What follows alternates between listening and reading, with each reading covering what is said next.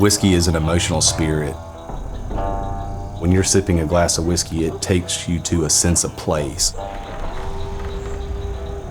We don't make whiskey here because we can't do other things. We make whiskey because we can't not. Everything we do is just, from a position of passion.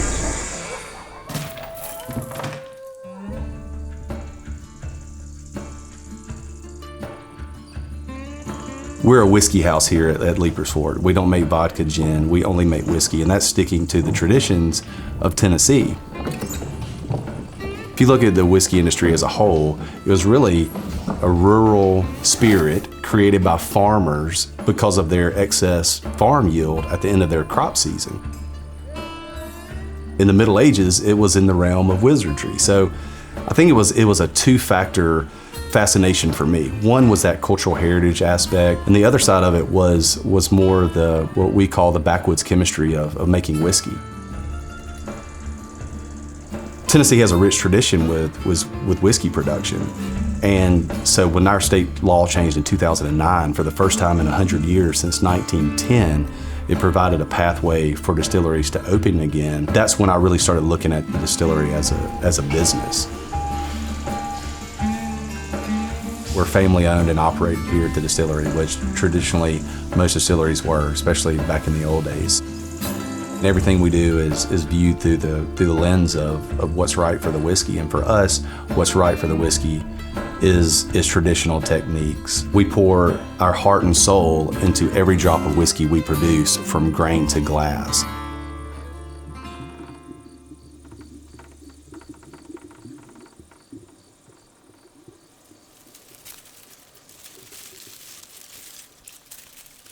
It's almost. I mean, they call this dent corn because as the seed dries on the kernel, on the cob, it creates a little dent on the top of the seed.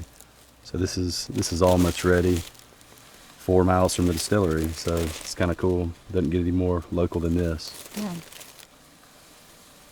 We live in a world of mass production and corporate manufacturing.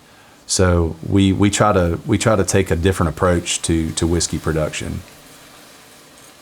We knew, being where we are, we could capture the local farmers, us being one of them, partner with these local farms that are truly within a certain mile radius of us, and say, hey, we want to use your grain. We have an intimate relationship with our farmer, so we're almost custom farming. So we're having seasonal conversations with him about what his harvest looks like. We want to control as much of the aspect as we can. If you look at Scotland, Ireland, Kentucky, and Tennessee, all those 4 regions have an abundance of limestone filtered water. The definition of mash water is devoid of iron and high in calcium. So as that water is traveling up through the bedrock, it's filtering out the iron in that water. And so we have that water here. We also use, a sweet mash process. It's a traditional technique that fell out of favor during Prohibition. It's helping us create a softer whiskey.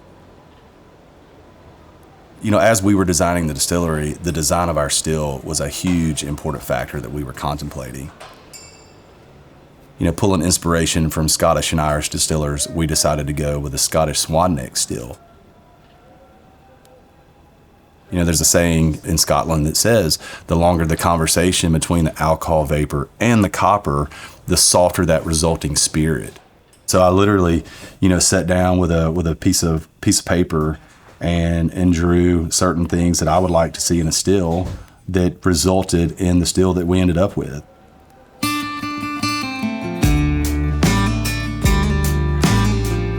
So we go into the barrel at 110 proof. It's a pre-prohibition style, and science shows that it's the most efficient use of the barrel. We want to be transparent. We're an open book here. There's really not a question that couldn't be answered here if someone asked us. There's no secrets. We just want everybody to know that this is us. We want people to know that we made the whiskey from start to finish, and so one way we let consumers know that is through transparency. On our label, we put probably too much information. We've got our grain bills. what proof the whiskey goes into the barrel at, what proof the whiskey goes into the bottle at. We can take a bottle off the shelf and tell you what field the corn came from that went in to make that whiskey. So for us, transparency is a source of pride because we can be transparent because we control every aspect of that process all the way through, from grain to glass.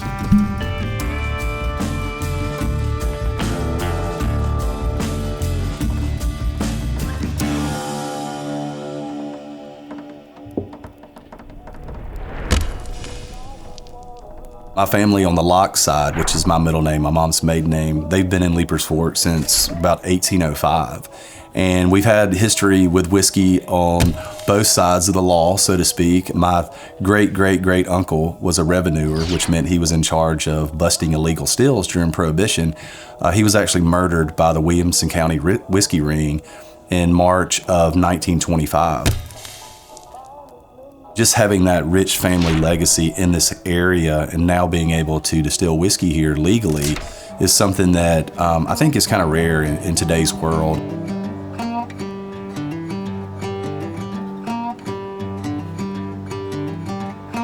You know, right now we don't have enough whiskey to spread across the country, so we're very kind of regionally focused. We do have plans to grow.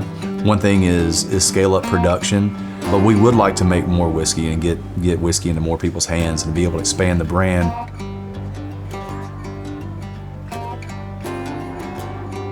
All the things that we adhere to today that make our whiskey what it is, we'll be doing the same thing. Our pot stills may be bigger, our grain volumes may be bigger, but they'll always be local and non-GMO.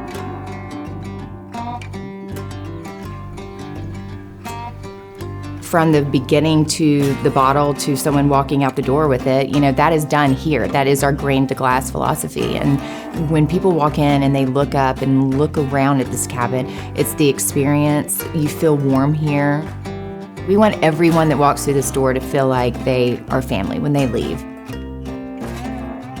I want consumers just to enjoy that neat expression or that whiskey in whichever way they want to, and know that it was created by people that put the whiskey first and did it from a place of passion.